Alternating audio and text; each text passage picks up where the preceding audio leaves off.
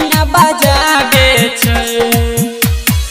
कमल के फूलबा हो भैया बड़ा निक लागे छै। कमल के फूलबा हो भैया बड़ा निक लागे छै। हो भैया हंस पर सवार मैया बीना बजाबे छै। हो भैया हंस पर सवार मैया बीना बजाबे छै। कमल के फूलबा हो भैया बड़ा निक लागे छै। कमल के फूलबा हो भैया बड़ा निक लागे छै।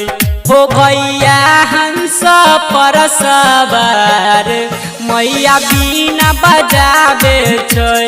हो भैया हंस पर सवार मैया बीना बजाबे छै।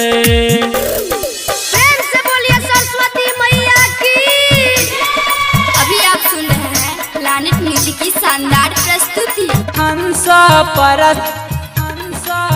मैया बीना बजाबे छै। हंस पर सवार मैया बीना बजाबे छै। माथे मुकुट शोभैल पर बिंदिया बड़ा निक लागे माई के मोहनी मूरतिया।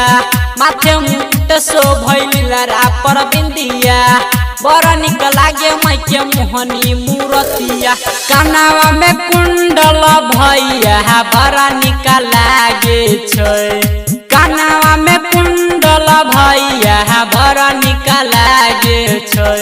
हो भैया हंस पर सवार मैया बीना बजाबे छै। हो भैया हंस पर सवार मैया बीना बजाबे छै।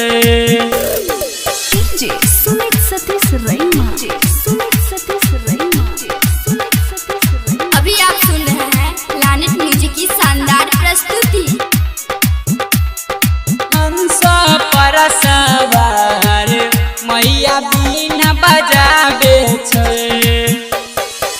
मैया के रूप बड़ा लागे बिजोर हो चल न पूजे सब मिलके भोरे भोर हो।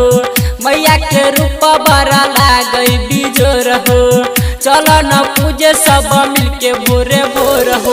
रोमन जी यादव गवैया भजन गावे छै। राइटर सोना कुमारी लिख के बताबे छै।